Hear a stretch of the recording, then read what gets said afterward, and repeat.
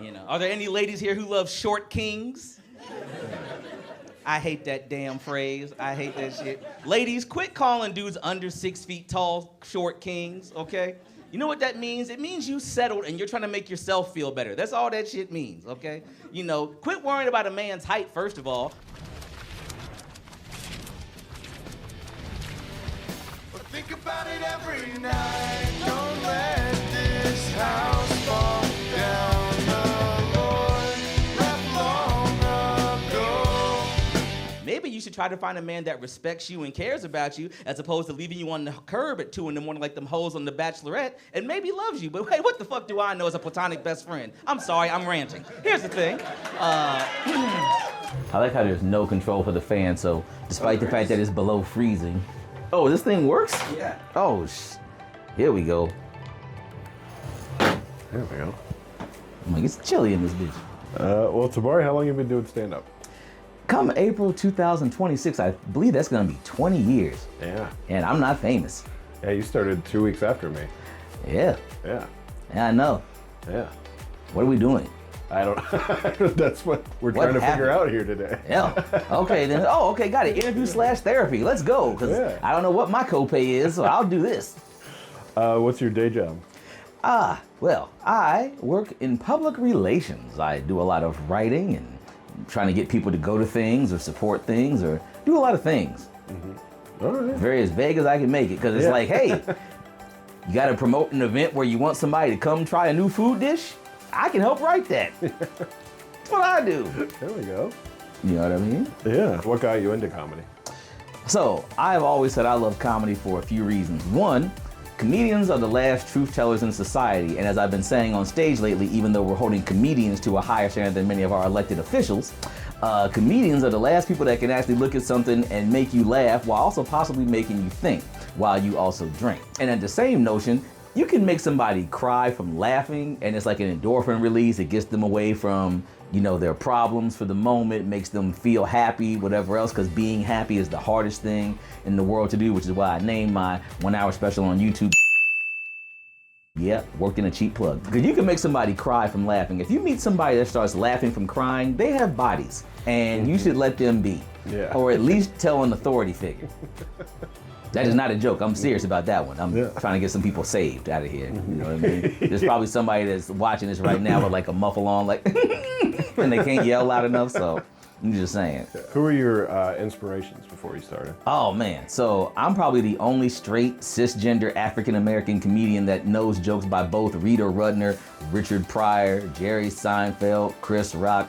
Chris Rock, both current and with Jerry Curl, Chris Rock, old school. The people that I love the most, like I always tell people, you know, like if you want to quote unquote study your craft, you know, I can still get lost in the show when I go see another comic. Like there's certain comedians I pay to go see now, like Ali Sadiq, Bill Burr. But you know, growing up, there was a guy named Richard Jeni, may he rest in peace, that I loved. Oh, yeah. There's a certain dude that we ain't allowed to mention no more due to some indiscretions, which is the nicest way of putting it.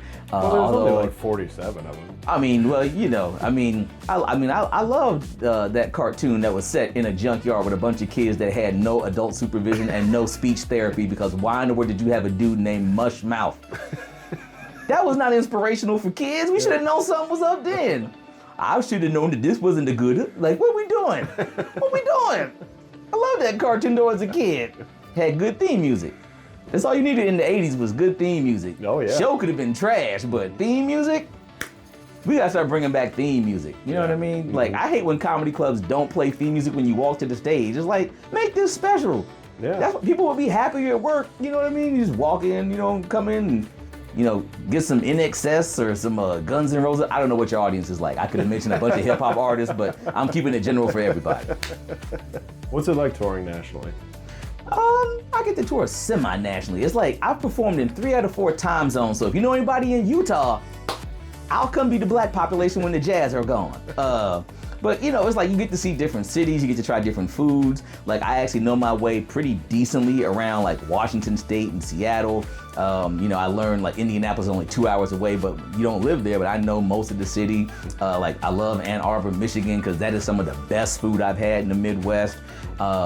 I'd like to get back down a little bit further south. There's some parts that scare me, but if you paying enough and got protection, I'll come in daylight hours. But you know, you get to see different things, you get to see different people, you know what I mean? It's cool. You get a chance to make people laugh, make some money, get to see some different things, and usually have them pay to put you up, and depending on where you at, you can get that nice hotel, and then there's those other ones where you like, I'm gonna burn all my clothes as soon as I get in my driveway. Yeah. Or I hope those locks work because yeah. all my shit's gonna be gone. Yeah. When I come back from the show. Oh yeah, like I've learned how to cover up things with like coats. You gotta cover on the road, you gotta cover up certain stuff with undesirable objects. Don't get a Target bag. If you're in a bad city, Target might be like their Nordstrom. Yeah. Go find the grocery store bag, but make sure it looks like there's no food. It's gotta look like toilet paper or something. You gotta make it undesirable. Yeah. You know what I mean? What is your favorite joke that somebody else tells? Richard Jenny, who I mentioned, I remember this just came to mind because it was top of mind. He had a joke.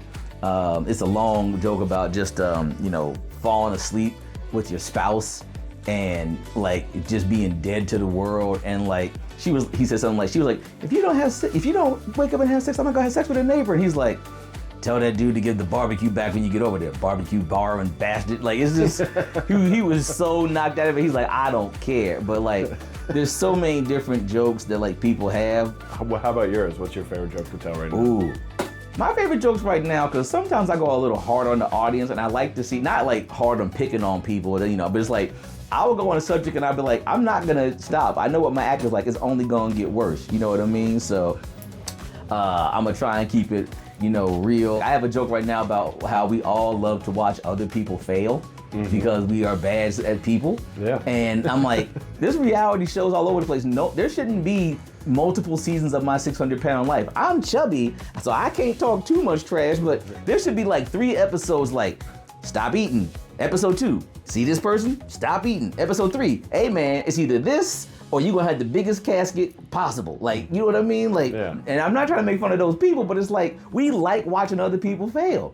Like anything that we watch, sports, you root for one team, you root for the other one. I live in Ohio. I'm a Cincinnati native. I have no dog in the fight with the Ohio State-Michigan game. I know people that root for Ohio State and refuse to use the letter M all week. And I'm like, this is why our literacy rates aren't good. Stop it, you dumb bastards.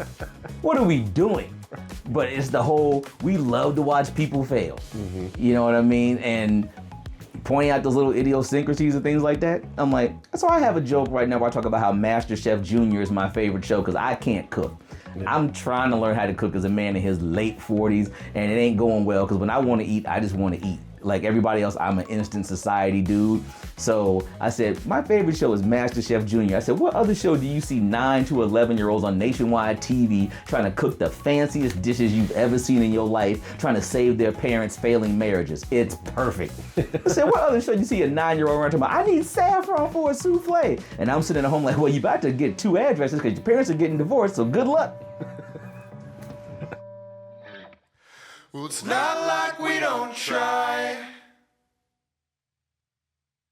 It's worth it every single night. Don't let this house fall down. The Lord left long ago. When you do comedy enough, you're gonna meet some people where it's like, you can tell that they enjoy what they're doing, and then some people it's truly a job. And then some people you're like, hey man, how do you make people laugh when you are the most miserable person possibly walking on this earth right now? Yeah, it doesn't reach that far. Like one time we tried to use it for the mic all the way up there for Waterfell. And because he forgot, he forgot to charge his battery, so we tried to use it. It was like breaking up a little. Like his battery to keep him alive? Yeah. Yes. His Iron Man.